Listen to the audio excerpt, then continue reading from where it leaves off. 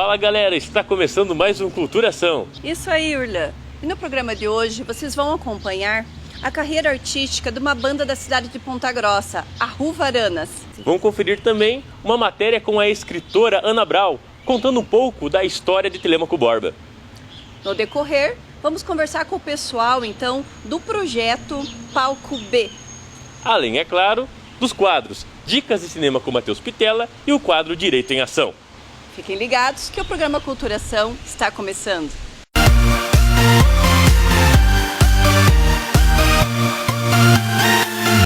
Começando então o programa de hoje, vocês ficarão aí com a matéria da banda Ruvaranas. Hoje estamos com a banda Ruvaranas, com o trio, o Eric, o Reael e o Jorge. Rapaziada, sejam muito bem-vindos ao Culturação. Opa! E aí, conte para nós então, como foi formar o grupo, como foi formar a banda, como foi a ideia de criar a banda Ruvaranas?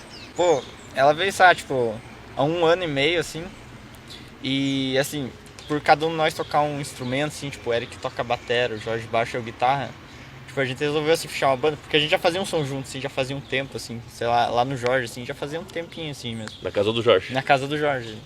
Nós fazíamos ele tipo domingueira, assim, tirar umas improvisos, assim. Ficava o dia inteiro, assim, né, Tipo, daí só que agora como banda, assim, e tal. Daí decidimos fechar umas músicas autoral, assim, umas paradas mais focadas, mais sérias, assim. Daí começaram a se profissionalizar. Fazer um negócio, um produto, assim. Mas de início, então, foi aquela velha famosa reunião de grupos de amigos e barulho na garagem, isso? É, exatamente. Banda de garagem. Banda de garagem mesmo, até se profissionalizar e fazer a banda Ruvaranas. E os pais, e a galera de casa, escutando o barulho? Nossa, minha avó tá em choque, assim. Rolava tudo, assim. É sonzeira, assim, até hoje faz barulho em casa, assim. Mas, tipo, no começo acho que foi mais difícil, assim, pra se acostumar e tal. Porque, tipo, minha família nunca tinha visto, assim, algo parecido, assim, tipo, pessoalmente, assim, sabe? Tipo, ao vivo, assim. E demorou um tempo pra se acostumar, mas rolou, assim. Depois do tempo, eles até apoiam a gente, assim. No começo, apoiavam, desde o começo, na real, assim. Tipo, dando carona. Lá em casa, tipo, é a mesma coisa, assim, tipo... Sei lá, minha avó, assim, por exemplo, começou a curtir pra caramba, assim, esse estilo de som, assim. Sim. Instrumental, assim, mas depois da gente, assim. Ela curtia o sertanejo raiz antes, depois começou a curtir... Ela curtia meio de tudo, assim, tá ligado? Só que... Tudo. Ela, sabe, começou a curtir, assim, nosso som, assim, também, apoia pra caramba, assim, geral, Bacana. assim, na família, assim. E o patrocínio, né? Patrocínio sempre presente. Esse daí, sincero. E recentemente vocês lançaram o álbum Poluição Sonora. Contem aí algumas características do álbum, como foi a ideia. Pois então a ideia dele foi do Jorge, né? A gente tinha acabado de fazer a banda, na verdade. Tipo, a gente fez a banda, assim, fez um nome lá que não era esse nome ainda. Daí a gente tava lá... Como que era o nome?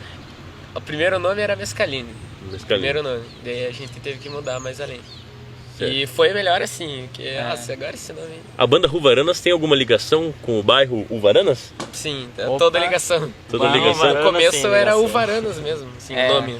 Quando a gente trocou, você pegou o Varanda. Daí a gente só mudou a escrita e essa pronúncia, assim, Pra ficar algo personalizado de vocês mesmo. Mas Mas aí, e o álbum Poluição Sonora? Então, tipo, a gente teve essa ideia, assim, desse primeiro álbum. Tipo, quando a gente tirava esses improvisos lá na casa do Jorge, assim, a gente fazia um som meio pesado, assim, né? E daí, tipo, a gente foi gravar ele. E a gente foi pra uma chácara lá em Castro gravar ele ano passado, em 2018, né? E a gente gravou ele dentro do galpão, assim, num dia inteiro, assim, tocando, assim, 12 horas, acho. Poxa. Mais ou menos isso, tocando, assim, pra gravar ele inteiro. Foi o dia inteiro. E tem o álbum visual, tipo, além de você poder ouvir o áudio, assim, em todas as plataformas digitais tem no YouTube um álbum visual. A gente gravou uns vídeos da cidade, trânsito, essas coisas aí. Por isso o nome, então, né? Por isso não Poluição Sonora, pra fazer esse audiovisual, assim, juntar com o conceito. E os projetos? Recentemente vocês participaram do 11º Festival de Música, né? Como foi a experiência?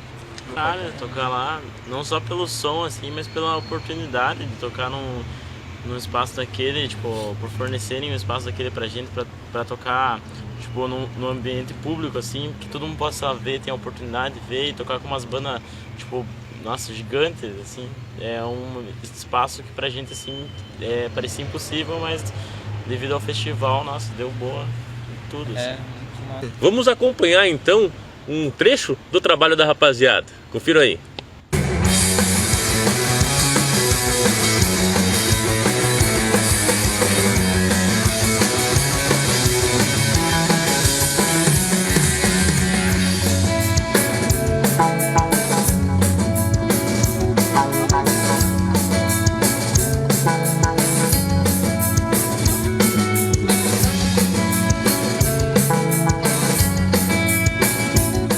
eu queria mandar um salve pro Bar da Tia. E pra galera que sempre apoia a gente aí, tá dando apoio pra gente, sempre indo no nosso show, ajudando pelo YouTube, Spotify, tá acompanhando a gente e apoiando sempre. Inclusive, quais são as plataformas de vocês?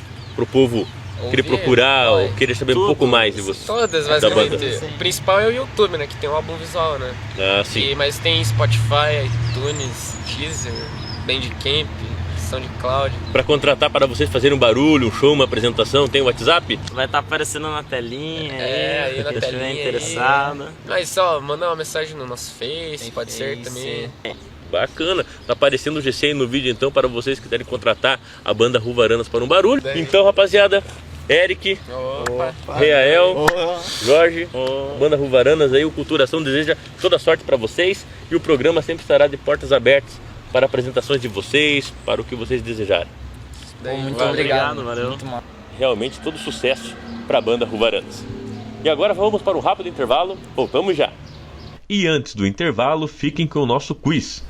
A pergunta é: o frevo é uma dança típica de qual estado do Brasil? A. Minas Gerais, B. Bahia ou C. Pernambuco? A resposta vem no próximo bloco.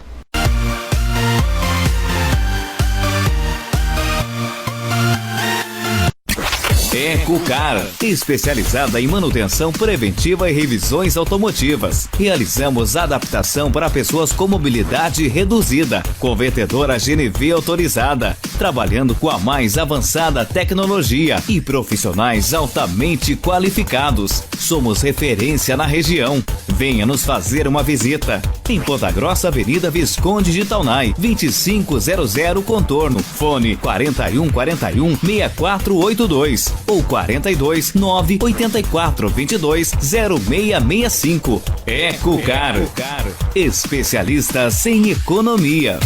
Seja na cidade ou na rodovia, a rede de postos Contorno oferece o melhor para você, com 10 postos em Ponta Grossa e região. Combustível de alta qualidade, estruturas completas e o melhor preço. Rede de postos Contorno, o melhor para você.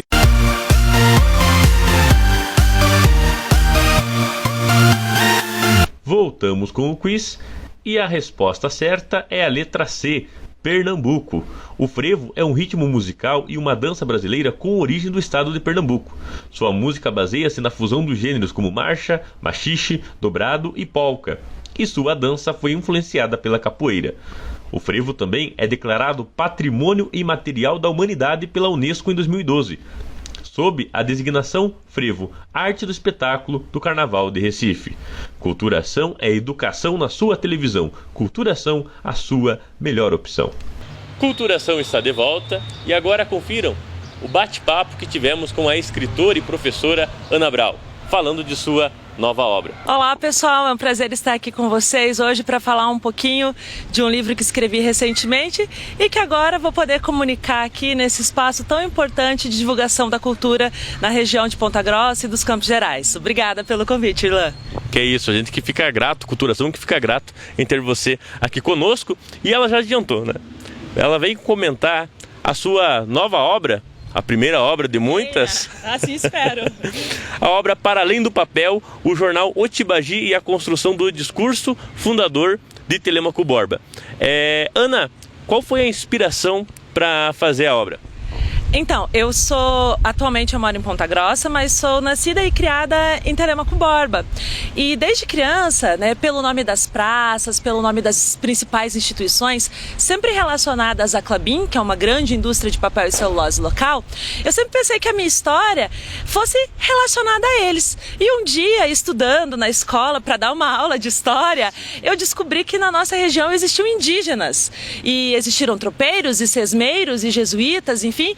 E isso me causou uma inquietação, porque eu conhecia até então uma história única, aquela história dos poderosos, né? E então eu comecei a perceber que outros sujeitos, outros agentes históricos também pertenciam a essa grande história que é a história do município de Telêmaco Borba. Então, daí vem a curiosidade, né, para realizar esse livro. Eu comecei na faculdade de História, né, no TCC, comecei as minhas primeiras pesquisas e então no mestrado em Ciências Sociais Aplicadas eu tive a oportunidade de escrever uma dissertação de mestrado que então deu origem ao livro Para Além do Papel.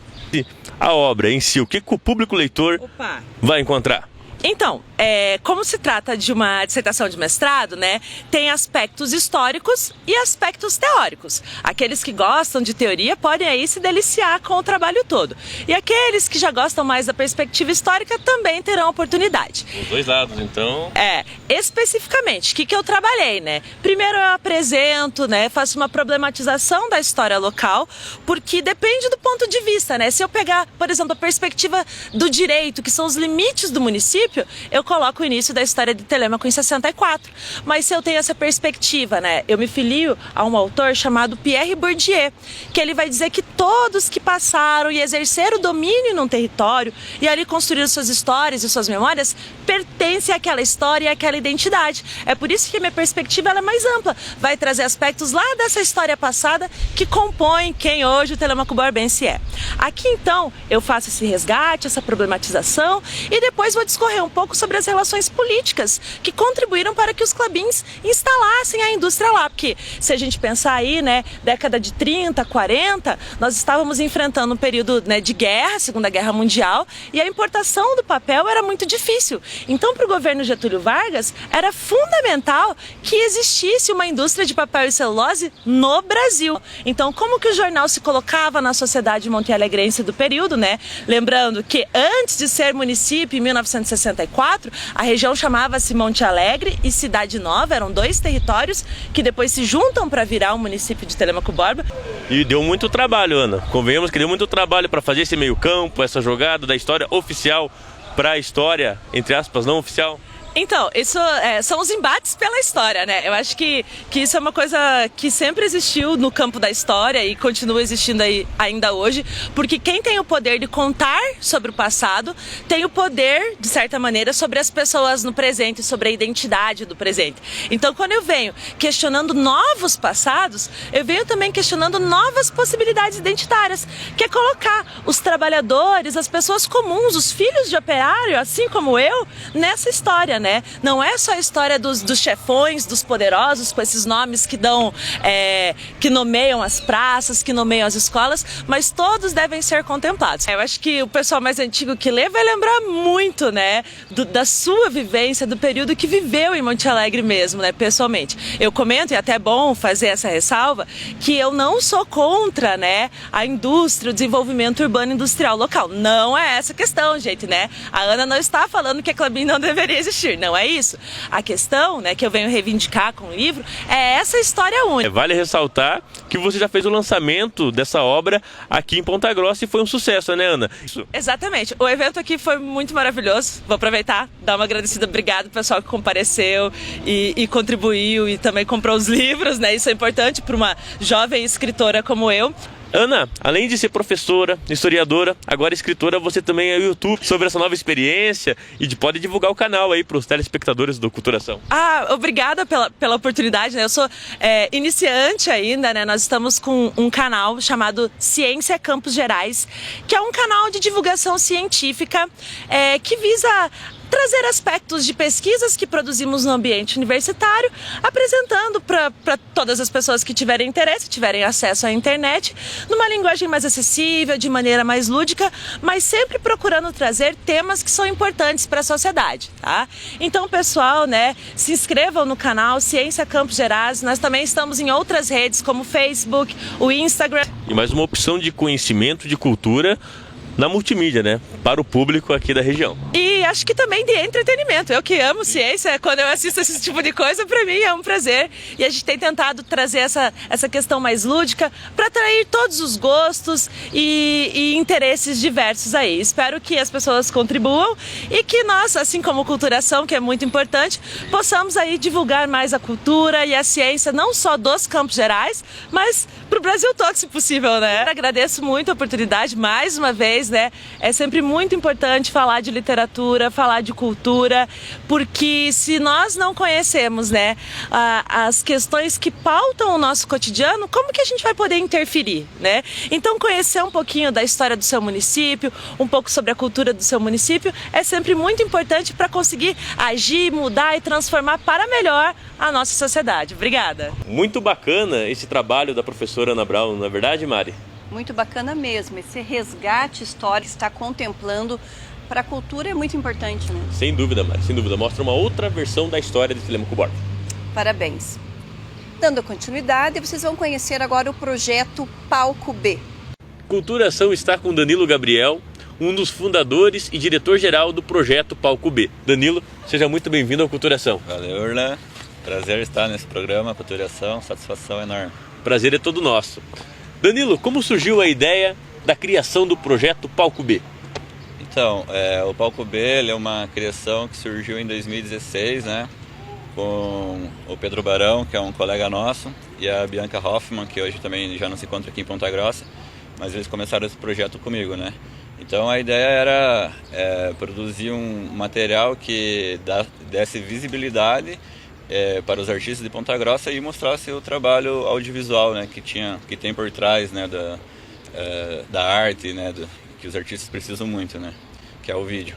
Aí a gente começou a bolar essa história e acabamos estruturando e fechou, né, em 2016 acabou lançando 4 episódios, né, dessa série, que por conta de estrutura a gente precisou dar um tempo, assim, sabe?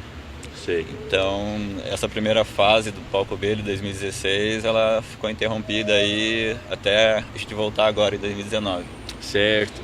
E agora, em 2019, voltou com tudo, voltou mais profissional, vamos dizer assim, se tornou praticamente uma empresa, podemos considerar dessa forma? Pois olha, eu costumo dizer assim, até o pessoal da música independente, eles têm medo de falar que a música ela é o mercado, né? As pessoas precisam consumir.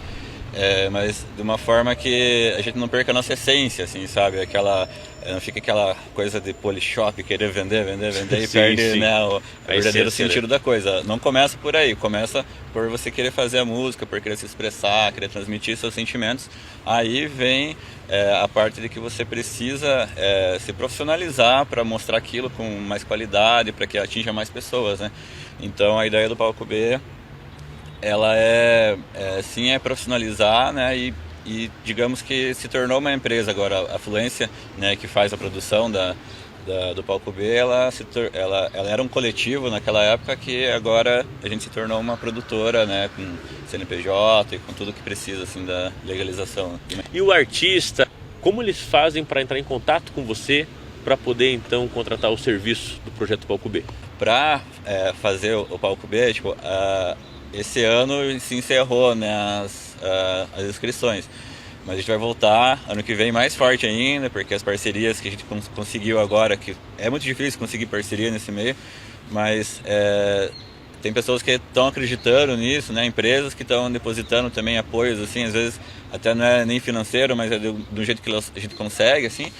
Então a gente pretende voltar no segundo semestre do ano que vem, né?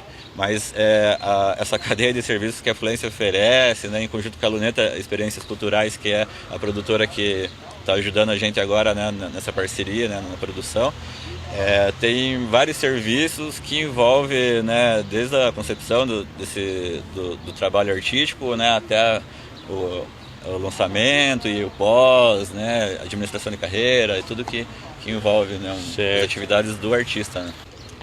Danilo, e o nome Projeto Palco B? O Palco B é uma alusão ao Auditório B, no Cine Teatro Ópera, onde são realizadas as apresentações? Sim, ele traz esse significado, né, de o Auditório B, assim como o lado B do disco, né, que eram as músicas menos comercializadas, né, menos comerciais do álbum. A gente traz essa música autoral que ela está ganhando espaço, mas ainda assim ela é encarada como um outro lado, um lado B, né? Então o Palco B ele vem, né, para ser o espaço da música autoral que ela vem sendo deixado de lado ultimamente. Tá aí então, Danilo Gabriel falando um pouco mais do projeto Palco B para o Culturação. Vamos para um rápido intervalo e voltamos já. E antes do intervalo, fiquem com o nosso segundo quiz do dia. Qual é a obra mais famosa do sociólogo brasileiro Gilberto Freire? Letra A, O Príncipe. Letra B, Casa Grande e Senzala. Ou letra C, A República? A resposta vem no próximo bloco.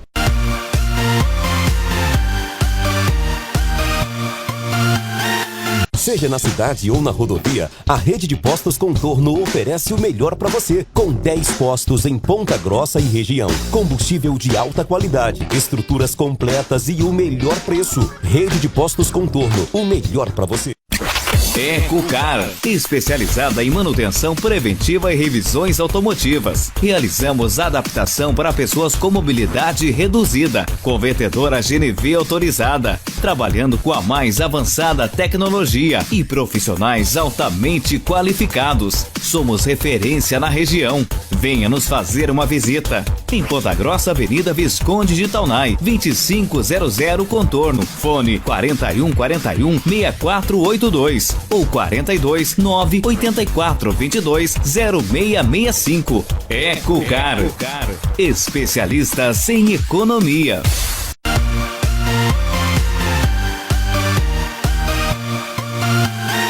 Voltamos com o nosso quiz e a resposta correta é letra B, Casagrande e Senzala. Casagrande e Senzala é um livro do sociólogo brasileiro Gilberto Freire, publicado em 1933. Freire apresenta a importância da Casa Grande na formação sociocultural brasileira, assim como a da Senzala, na complementação da primeira. Além disso, Casagrande e Senzala enfatiza a formação da sociedade brasileira no contexto da miscigenação entre os brancos, principalmente portugueses, dos escravos negros das várias nações africanas e também dos diferentes povos indígenas que habitavam o Brasil. Culturação é educação na sua televisão. Culturação, a sua melhor opção. Estamos de volta e confiram o quadro Direito em Ação. Olá, telespectadores do Direito em Ação, como vai? Eu sou o Dr. Diego Alberto e venho discorrer brevemente a respeito de uma prática abusiva que vem acontecendo em casas noturnas, restaurantes e danceterias. Você por acaso já consumiu alguma coisa em restaurantes, bares e perdeu a comanda? Pois bem, vem acontecendo então a prática de se cobrar multa em relação à perda dessa comanda. Saiba você que essa prática é abusiva e é ilegal. É proibida pelo Código de Defesa do Consumidor. E quando acontece isso, doutor, o que eu posso fazer? Veja, nós temos duas possibilidades. Ao chegar ao caixa e se cobrando essa multa, você pode acionar a polícia militar, deixando claro que aquela prática é abusiva, e depois denunciar ao PROCON. Ou pode também pagar essa conta, essa multa, pedir a nota fiscal, onde deve estar discriminado todos os valores de consumo e também da multa, procurar denunciar no PROCON essa prática e também, posteriormente, procurar um amparo judicial para buscar o ressarcimento dos valores pagos. Bom, para hoje são essas informações. Até uma próxima. E agora nossas dicas de cinema com Matheus Pitella. Fala galera que se liga no Culturação. Estamos diretamente dos estúdios da Unicecal com mais um Dicas de Cinema. Confira agora alguns dos últimos lançamentos do mês de agosto. O final de agosto vem recheado de lançamentos, todos eles no dia 29. E começamos o Dicas de hoje com o filme nacional em parceria com o cinema francês Bacurau, que conta a história de um pequeno povoado localizado no sertão brasileiro chamado Bacurau. Os moradores descobrem que a comunidade não consta mais em qualquer mapa. Aos poucos, percebem algo estranho na região, enquanto drones passeiam pelos céus e estrangeiros chegam à cidade pela primeira vez, e quando carros se tornam vítimas de tiros e cadáveres começam a aparecer, os habitantes chegam à conclusão de que estão sendo atacados. Falta identificar o inimigo e criar coletivamente um meio de defesa. O filme conta com Bárbara Collin, Sônia Braga e Thomas Aquino. Com certeza um grande filme. O cinema nacional ainda conta com mais duas produções: O Amor Dá Trabalho e A Mulher do Meu Marido. Também no dia 29 chega aos cinemas Yesterday, que conta a história de Jack Malik, Himesh Patel, um cantor-compositor que após sofrer um acidente, acorda numa estranha realidade onde ele é a única pessoa que se lembra dos Beatles. Com as músicas de seus ídolos, o protagonista se torna um sucesso gigante, mas a fama tem seu preço. O filme ainda conta com Lily James e o cantor Ed Sheeran. Para os fãs do terror, chega aos cinemas Verão de 84, onde um grupo de adolescentes confia que seu vizinho é um serial killer e decide passar o verão investigando e juntando provas. Mas conforme eles se aproximam de descobrir a verdade, as coisas podem ficar extremamente perigosas. E a dica de filme de hoje fica por conta de Django Livre, Filme de 2012 com direção de Quentin Tarantino e é estrelado por Jamie Foxx, Christopher Waltz, Leonardo DiCaprio e Samuel L. Jackson. Django é um escravo liberto cujo passado brutal com seus antigos proprietários leva-o ao encontro do caçador de recompensas alemão Dr. King Schultz. Schultz está em busca dos irmãos assassinos Brittle e somente Django pode levá-los até ele. O pouco ortodoxo Dr. Schultz compra Django com a promessa de libertá-lo quando tiver capturado os irmãos Brittle vivos ou mortos. Com certeza, um grande filme de um grande diretor que vale muito a pena assistir. E os Dicas de Cinema fica por aqui. Nós nos encontramos na semana que vem com mais novidades para vocês. Até lá! E o programa Culturação está chegando ao fim. Verdade, Mari. Mas prometemos voltar semana que vem, com mais cultura e informação para sua televisão. Culturação, a sua melhor opção.